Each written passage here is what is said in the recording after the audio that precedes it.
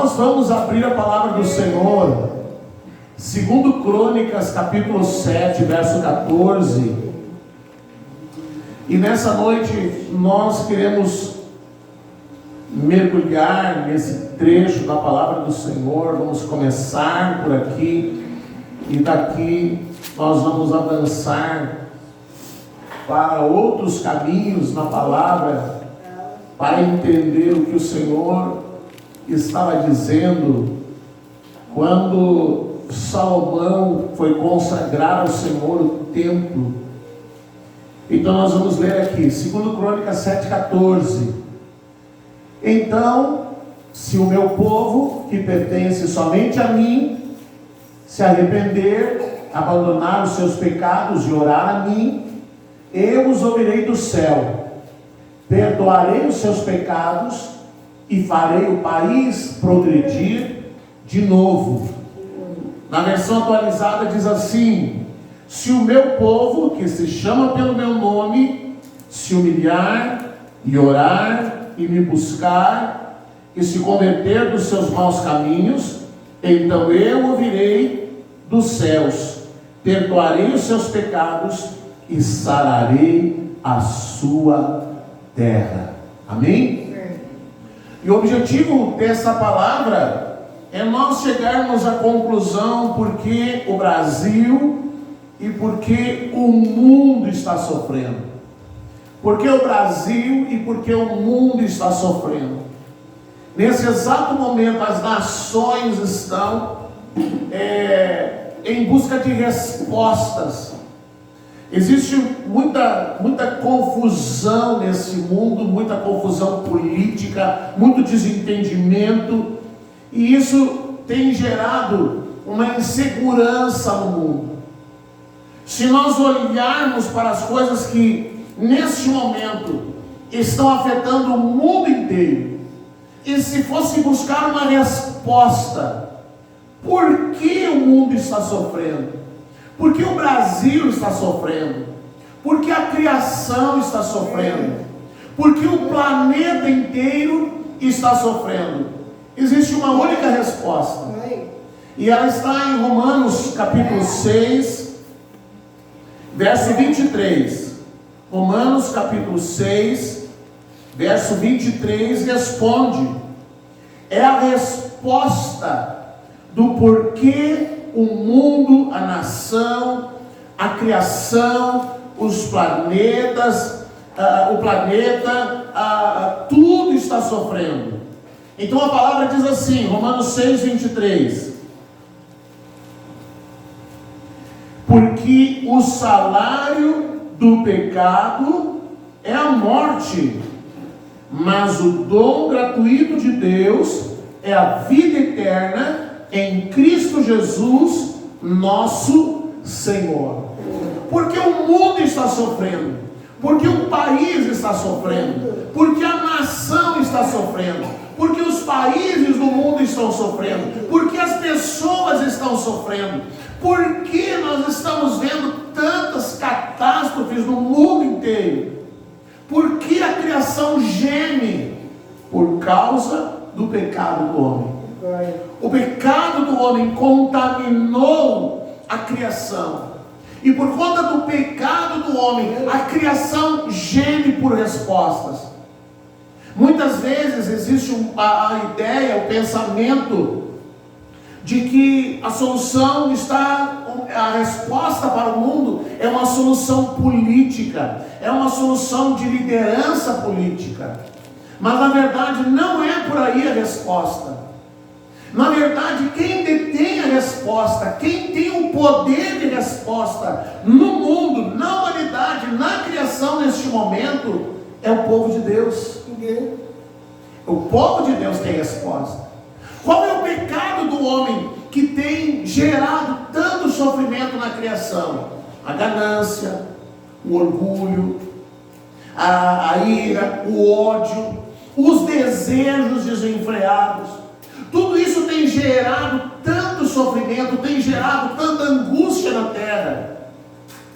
Nesses últimos anos, milhares e milhares de animais vão desaparecer no nosso planeta. Até o ano de 2050, mais de 1 milhão de animais, de espécies vão sumir. Vão simplesmente desaparecer. Algumas espécies que você conhece hoje nunca mais serão vistas até o ano de 2050. Mas por quê? Por causa do pecado do homem. Porque o homem está destruindo, o homem está desfazendo.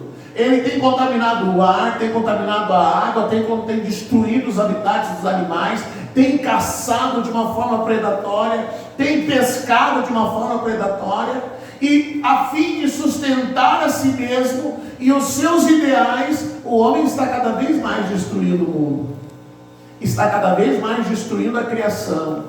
Então por isso que a criação geme, é por isso que a criação está esperando uma resposta, a criação está aguardando que algo aconteça.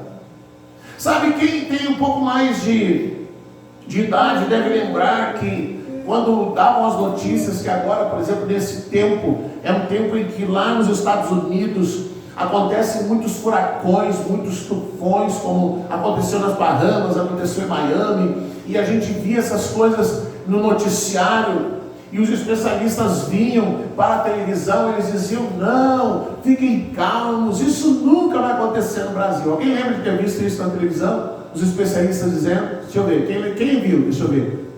E a gente tem visto a cada verão os furacões, os tufões, seja lá os nomes que eles dão para essas coisas. Eles têm chegado no nosso Brasil, eles têm entrado em nossa nação, e o Brasil igualmente tem sofrido com as catástrofes da natureza. Mas o que é isso? O mundo, a criação está gemendo por conta do pecado do homem, da iniquidade do homem. Mas nesse mesmo texto de Crônicas que nós lemos, Deus, ele já dá a resposta. Ele diz ali, se a gente voltar naquele texto, em 2 Crônicas capítulo 7, ali no verso 13, ele diz assim, se eu cerrar os céus, de modo que não haja chuva, ou se ordenar aos gafanhotos que consumam a terra, ou se enviar a peste entre o meu povo. Aí ele entra no verso 14, se o meu povo, que se chama pelo meu nome, se humilhar e orar e me buscar e se converter dos seus maus caminhos, então eu ouvirei dos céus, perdoarei os seus pecados e sararei a sua terra. A palavra de Deus, ela cita algumas situações em que Deus trouxe juízo às cidades por conta do pecado. Nós sabemos, por exemplo, que Deus trouxe juízo sobre as cidades de Sodoma e Gomorra. São duas cidades.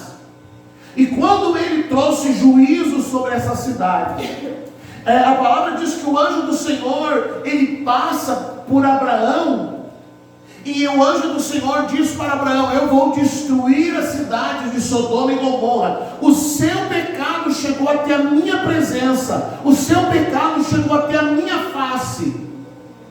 Então a palavra diz que Abraão foi interceder, Abraão foi orar por aquelas cidades, e a palavra diz que ele chega diante do Senhor, e ele diz para o Senhor assim: Senhor, se houverem 50 justos nessas cidades, o Senhor vai destruir os justos juntamente?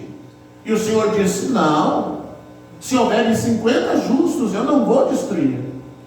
Então Abraão chegou e disse: mas se houverem, Senhor, me perdoa, eu quero falar, Senhor, se houverem 45 justos, o Senhor vai destruir a cidade? E o Senhor disse: não, se houverem 45 justos, eu não vou destruir as cidades. E assim Abraão foi falando com o Senhor, até que por fim ele disse: Senhor, me perdoa, eu vou falar mais uma vez. Senhor, se houverem 10 justos nessas cidades, o Senhor vai destruir? E o Senhor disse: não, se houverem 10 justos, eu não vou destruir a cidade por causa desses 10 justos. Então ele parou de interceder ali. Talvez se ele tivesse continuado a uma única pessoa pessoa, Deus atenderia ao pedido de Abraão, mas não haviam 10 justos naquela cidade. A palavra de Deus, quando ela conta esse relato de Abraão, ela diz que os anjos do Senhor chegaram na casa de Ló e foram tirar Ló da cidade por causa de Abraão, tirar Ló e a sua família e as suas 2 filhas e os seus possíveis genros. E quando eles chegaram lá, a palavra diz que os homens daquela cidade, eles pediram que fossem enviados para fora, que fossem colocados para fora da casa, aqueles anjos, aqueles homens que entraram ali. Eles disseram: manda-os para fora, porque nós queremos abusar deles. Sabe, quando a gente recebe notícias da depravação humana, e a gente vê isso nos noticiários, a gente vê isso na televisão, e a gente se choca com essas coisas, a gente fica enojado com essas coisas, a gente fica triste com essas coisas, e nós pensamos que isso é algo que é novo, que isso é algo que não acontecia. Não, querido, isso já acontecia nos tempos de Sodoma e Gomorra. A violência, os assassinatos, os abusos sexuais, todo tipo de depravação humana que você possa imaginar, e que hoje nós temos acesso por causa da globalização. As coisas acontecem e todo mundo fica sabendo. Ontem mesmo foi preso aqui em Santa Maria um rapaz que matou uma criança, de abusar dela. Isso nos enoja, mas nós sabemos porque há uma globalização, e o que acontece lá no outro lado do mundo nós sabemos aqui hoje. Essa semana um menino entrou dentro de casa e matou toda a família, o pai, a mãe, os irmãos. E nós olhamos para isso e dizemos: falta Deus no coração, e tal, e a gente tenta encontrar uma resposta. Não, o ser humano é assim mesmo. O ser humano dentro de si, querido, se não for a graça de Deus, ele é isso que a gente vê nos noticiários. E aí as pessoas dizem: não, mas ele é vítima do meio. É vítima do meio. Então por que o Sérgio Cabral roubava? Por que os políticos roubavam? Eles desviavam valores. Eles não eram vítimas do meio, mas porque o gênio do homem, porque o homem em si, ele é assim, ele é depravado. Então nós vemos que aquela cidade, Deus não teve como poupar Sodoma e Gomorra, porque não haviam 10 justos naquela cidade. Ló, a sua esposa e as 2 filhas são tirados da cidade, e no caminho a mulher ainda para, e o anjo disse: não olhem para trás. E quando ela ouve o barulho da destruição, ela para e volta, e olha, e ela se torna uma estátua de sal. Não haviam 10 justos naquelas 2 cidades. A mesmo relato se encontra sobre Jonas, quando Jonas é chamado para ir a Nínive, falar do juízo de Deus sobre aquela cidade. E Jonas faz toda aquela presepada, ele foge, ele vai para outro lugar, e no fim vai para a cidade. E quando ele chega naquela cidade de Nínive, e ele começa a falar do juízo de Deus, ele começa a dizer que Deus vai trazer juízo sobre aquela cidade, que aquela cidade seria julgada pelo Senhor. A cidade inteira, ela se arrepende. A cidade inteira, ela pede perdão ao Senhor. A cidade inteira, inclusive os animais, eles entram em 3 dias de jejum e arrependimento. E Deus não destruiu a cidade. Deus não destruiu a cidade, porque houve arrependimento. Sabe qual é o problema? Qual é o problema do Brasil? Qual é o problema de São Gabriel? Qual é o problema do estado do Rio Grande do Sul? Qual é o problema da Europa, da África? Qual é o problema das nações do mundo? O problema das nações do mundo é que não há arrependimento. O problema não é que as trevas são densas. O problema não é tal lugar é perigoso, tal lugar é insuportável. O problema não é as trevas, é a falta de luz. Não há luz. Mas quem é a luz que tem que brilhar? O que Jesus fala para a igreja? Vós sois a luz do mundo. Olha o que diz a palavra em Mateus 5,14. Mateus 5,14. Quando o Senhor Jesus fala da influência dos cristãos na sociedade onde eles estão inseridas. Jesus diz em Mateus 5,14: vós sois a luz do mundo. Então o problema não é que existe trevas. O problema não é que há muitas trevas. O problema é que há pouca luz. A luz não se manifesta. A luz se esconde. A luz foge da sua responsabilidade. A luz não se manifesta. E aonde a luz não se manifesta, as trevas têm liberdade de agir.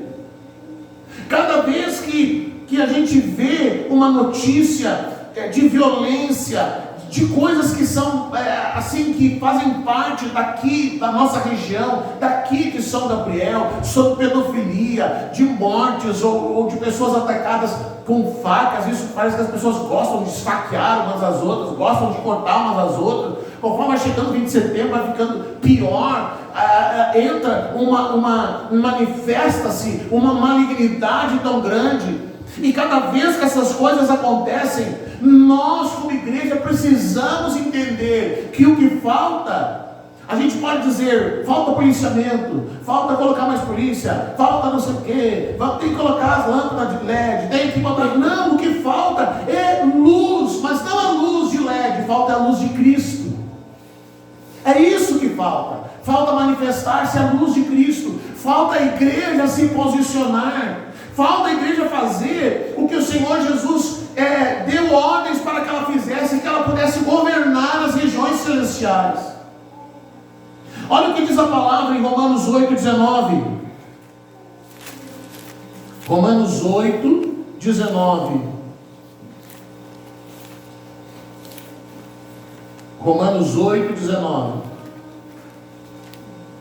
Abra aí a sua Bíblia.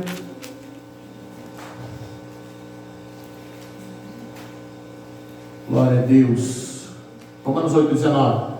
A ardente expectativa da criação aguarda a revelação dos filhos de Deus, pois a criação está sujeita à vaidade, não voluntariamente, mas por causa daquele que a sujeitou. O pecado sujeitou a criação.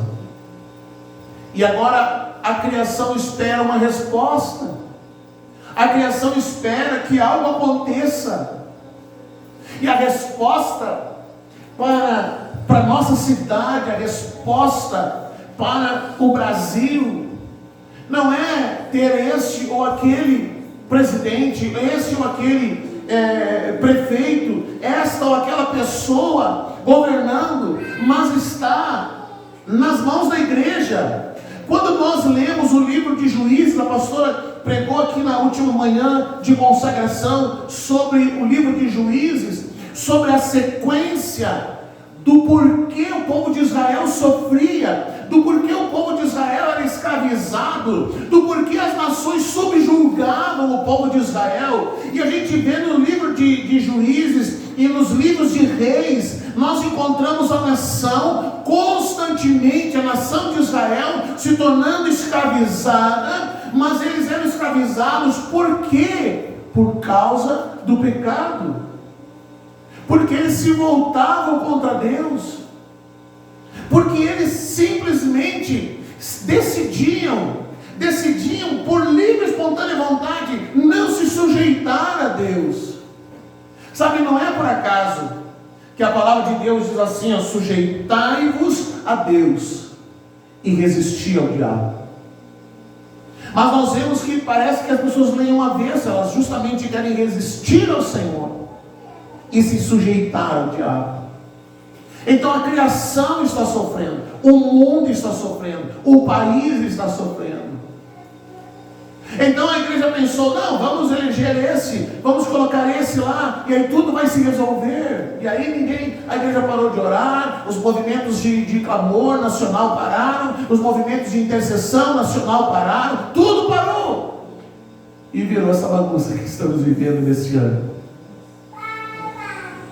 Por quê? Porque a igreja parou de orar, a igreja parou de interceder, a igreja parou de clamar, a igreja parou de se posicionar, a igreja voltou para o seu berço esplêndido e ficou lá, apenas vendo as coisas acontecendo.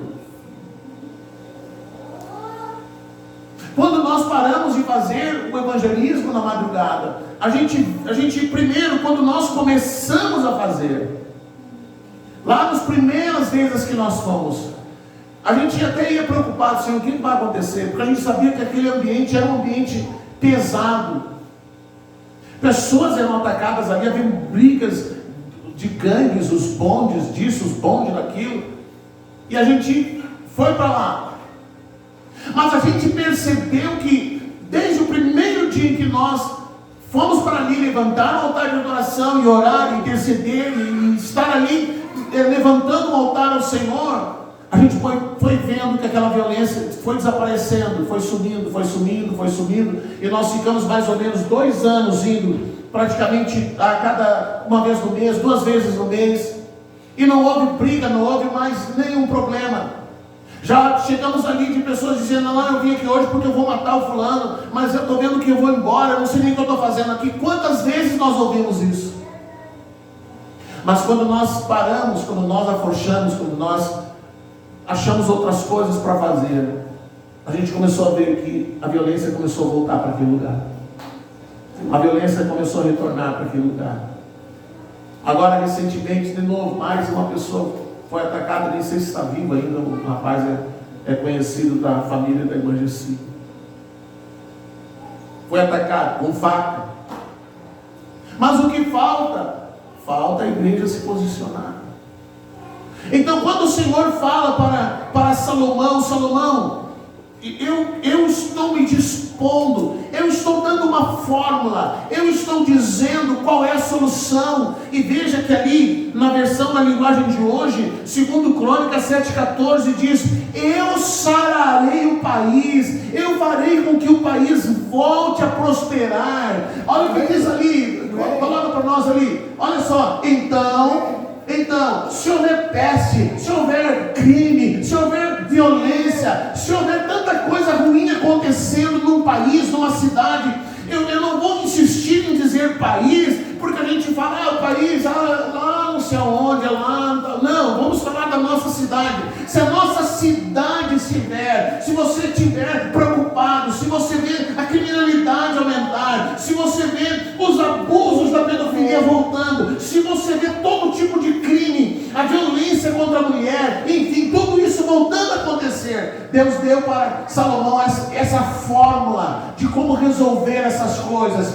Se o meu povo, que pertence somente a mim, o meu povo que se chama pelo meu nome, ele disse 4 coisas que esse povo precisa fazer: se arrepender, abandonar os seus pecados, orar a mim.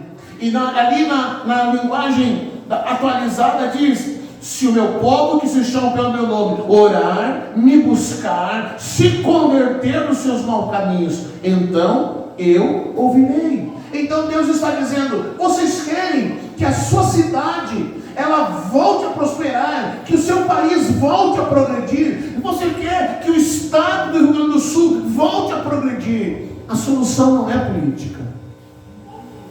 Nós vimos isso ali naquele entorno daquela boate. A solução não era colocar policiamento, a solução era a igreja estar lá. A solução era a igreja se apresentar diante do Senhor. A solução era a igreja ir lá e dominar aquele ambiente. A solução do nosso país não está em outra coisa, senão nas mãos da igreja. Aliás, nem é nas mãos, é no joelho, é no coração, é no espírito da sua igreja. Deus diz assim, se o meu povo, que se chama pelo meu nome, ele está dizendo, ele está dando a receita, que se chama pelo meu nome, se humilhar, e orar, e me buscar, e se converter dos seus maus caminhos. Eu ontem falei sobre isso com uma pessoa, e a pessoa diz assim, mas o Brasil está atolado no adultério. o Brasil está assim, e Deus vai fazer isso mesmo, porque por isso, por aquilo. Mas por que está assim? Por causa da igreja.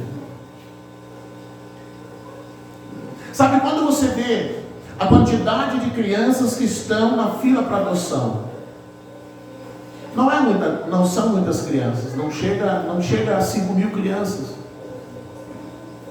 Quantos milhões de evangélicos nós temos no Brasil? Se esse povo evangélico decidisse, não, vamos adotar, não teria criança na fila de adoção. Quantos moradores de rua, se o povo evangélico se movimentasse e fizesse algo para socorrer, mas não faz.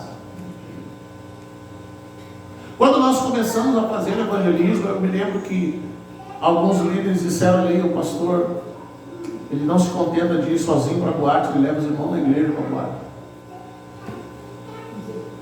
Aí alguns começaram a dizer, isso é um herege. Aí começaram a chamar de herege da madrugada, porque eu ia para a noite e levava os irmãos também.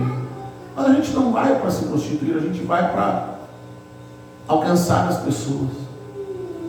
Na frente da boate. A gente não entra na boate, a gente fica na frente, a gente fica no entorno, apenas conversando com as pessoas. A gente fica ali cantando, adorando, a gente leva chofar, a gente leva lanche, eles não levam lanche. E as pessoas, elas chegam ali. E a gente fica cada vez chocado, porque 95% das pessoas que param ali, que estão indo para a boate, são pessoas que um dia estiveram num templo, que cantavam, que adoravam, que eram pregadores, que eram, enfim, todos os níveis de liderança dentro de uma igreja local.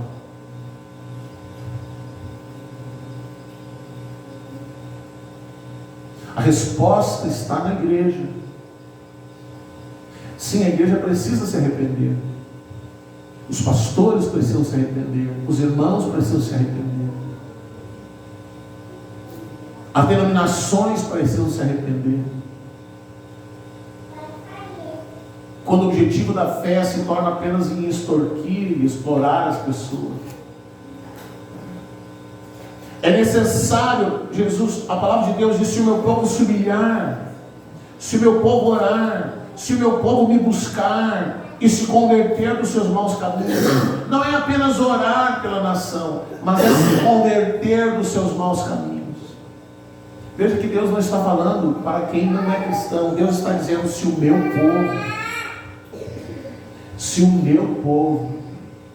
meu povo parar de se preocupar com suas próprias coisas e se preocupar com o ambiente onde ele está inserido,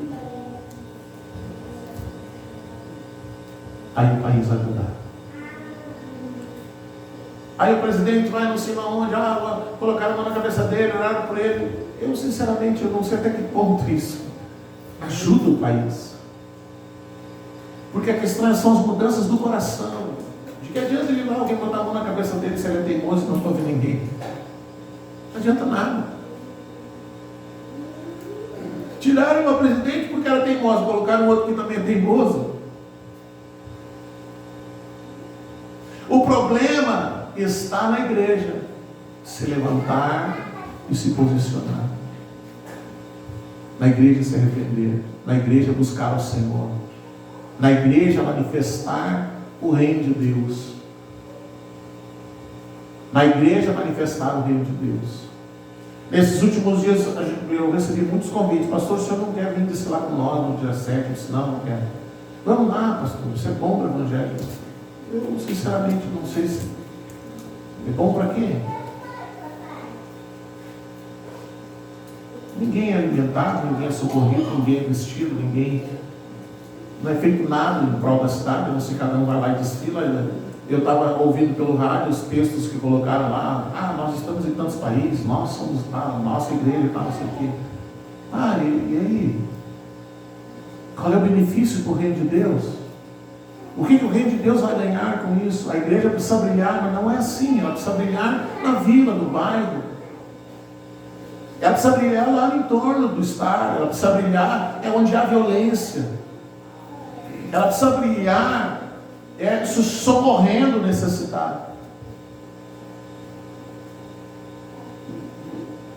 Aí sim será alguma coisa efetivamente, uma coisa efetiva para tocar a cidade e para mudar a situação da cidade, para mudar a situação do estado, para mudar a situação do país. Que o Senhor possa ouvir o clamor da sua igreja, que pede pela sua nação, que pede pelo seu estado, que pede pela sua cidade. Toda quinta-feira nós estamos aqui orando pela cidade, toda quinta-feira, intercedendo, pedindo perdão ao Senhor. Vamos ficar de pé e vamos orar. Vamos orar. Chega perto das pessoas da sua família.